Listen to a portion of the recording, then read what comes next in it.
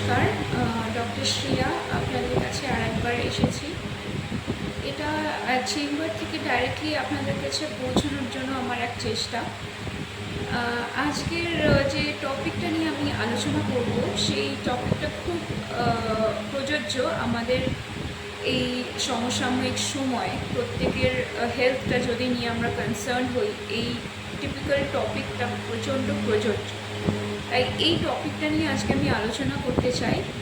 সেটি হচ্ছে বোন হেলথ, আমাদের অস্থির হেলথ। বোন হেলথ নিয়ে আমি একটু আলোচনা করতে চাই। তো আমাদের ছেলে মেয়ে, বৃদ্ধ বৃদ্ধা নির্বিশেষে সকল মানুষের যে অস্থি আছে, যে বোনস আছে, তার হেলথটা নিয়ে আমরা অতটা চট করে পাত্তা দিই না। কেন? কারণ আমাদের সারাক্ষণই আমাদের শরীর অতটা বোঝায় না যে কিভাবে আমরা আমাদের আদৌ কোনো অস্থির সমস্যা হচ্ছে, কিংবা কোনো আমাদের তাতে যত্ন যদি নাও নিই তাতে কি কোনো অসুবিধে হচ্ছে, এগুলো কিন্তু আমাদের শরীর চট করে আমাদের বলে না। কিন্তু একটা সময়ের পর বা কিছু খাদ্যর পুষ্টির অভাবের জন্য বা কিছু কিছু হরমোনাল কারণের জন্য আমাদের ধীরে ধীরে অস্থির কিন্তু সমস্যা দেখা দেয়। সেই সমস্যাগুলি বিভিন্ন কারণে হয়। একটি হচ্ছে আমাদের পুষ্টির অভাব, that is vitamin D deficiency, সেটা ফার্স্ট পয়েন্ট।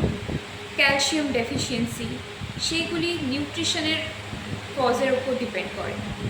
সেকেন্ড কজ হচ্ছে আমাদের বিভিন্ন যে হরমোনস আছে শরীরে, যেরকম ইস্ট্রোজেন একটা ভেরি ইম্পর্ট্যান্ট হরমোন মহিলাদের ক্ষেত্রে, যেটি আমাদের হাড়ের ক্ষেত্রে, হাড়ের ক্যালসিয়াম অ্যাবজর্পশনের ক্ষেত্রে সেটা হেল্প করে। সেটি দেখা যায় যে যখন একটা মহিলা তার মেনোপজ এর দিকে ধীরে ধীরে এগোয়, সেক্ষেত্রে সেই হাড়ের সেই বোন অ্যাবজর্পশন, ক্যালসিয়াম অ্যাবজর্পশন ক্ষমতাটা কমে যায়। তার জন্য কি দেখা দেয়? অস্টিওপোরোসিস বলে একটি রোগ দেখা যায়। তার জন্য আমাদের হাড়ের সাধারণত যে শক্তি বা যে পাওয়ার, সেটি কিন্তু কমে যায়।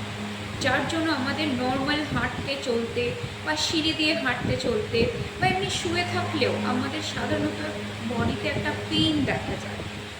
সেই পেইনটাকে আমরা একমাত্র অ্যাভয়েড করতে পারি একমাত্র বাই নিউট্রিশনাল সাপ্লিমেন্টস।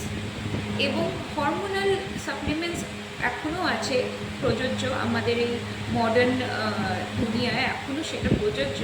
কিন্তু এর সাথে সাথে আমরা নিউট্রিশনাল ব্যাকআপটাকেও ইম্পর্টেন্স দিতে পারি। সো অস্টিওপোরোসিস একটা খুব ইম্পর্ট্যান্ট কজ আমাদের মহিলাদের ক্ষেত্রে, যেটি ইস্ট্রোজেন হরমোন কমে গেলে সাধারণত মহিলাদের শরীরের ক্ষেত্রে দেখা যায়।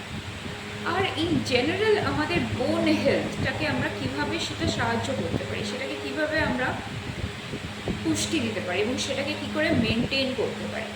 তো বোন হেলথ মেনটেন করার একটাই উপায়, সেটা বিভিন্ন উপায় আছে, কিন্তু সবথেকে ইম্পর্টেন্ট উপায় হচ্ছে রেগুলার এক্সারসাইজ করা, রেগুলার ব্রিস্ক ওয়াকিং করা, বা যে আপনাকে শরীরটাকে মুভমেন্টসে আনতে হবে। আপনাকে কিন্তু বাড়ি থেকে বেরিয়ে হাঁটতে হবে, বা আপনি ছাদের ওপরে হাঁটুন, আপনি এক্সারসাইজ করুন, আপনি আপনার বোনসগুলোকে পরিচর্যায় আনুন, তাদেরকে ওয়ার্কে আনুন। এইটা একটা সবথেকে ইম্পর্টেন্ট পয়েন্ট। সেকেন্ড পয়েন্ট হচ্ছে খাদ্য। খাদ্যতে আপনি কী কী ইম্পর্টেন্স দেবেন? খাদ্যতে আমরা ভিটামিন ডি, ক্যালসিয়াম, এইগুলি আমাদের যাতে খাদ্যতে এক্স্যাক্ট অ্যামাউন্টে যেন থাকে। তো এই এক্স্যাক্ট অ্যামাউন্টে আমাদের ক্যালসিয়াম অ্যান্ড ভিটামিন ডি যাতে বডিতে ঠিক মতো সরবরাহ হয়, তার জন্য আর একটা পয়েন্টস হচ্ছে আমাদের সূর্যের আলোকে থাকতে হবে। সারা দিনে চেষ্টা করবেন একটু হলেও যেন জানলার ধারে একটু সূর্যালোকে যেন আপনি থাকতে পারেন, যাতে সূর্যালোকটা কিছুটা আপনাদের বডিতে অ্যাবজর্ব হয়। এটা একটা পয়েন্ট। সেকেন্ড হচ্ছে বিভিন্ন খাবারের মাধ্যমে আপনি যেন সেই ভিটামিন ডি এবং ক্যালসিয়ামটাকে অ্যাবজর্ব করতে পারেন, যেরকম শাক সবজি, ডিম, দুধ, ফলমূল, এইগুলো থেকে আমরা ক্যালসিয়াম সরবরাহ করি। কিছু মাছ, ঠিক আছে। যদি আমি স্পেসিফাই করি কী কী শাক সবজি, গ্রিন যে ভেজিটেবলস থাকে, যে শাকগুলি, যেরকম লাল শাক, স্পিনাচ, পালং শাক যেটাকে আমরা বলি, আপনি যেটা মেথি শাক, সেই শাকগুলি আপনি খেতে পারেন।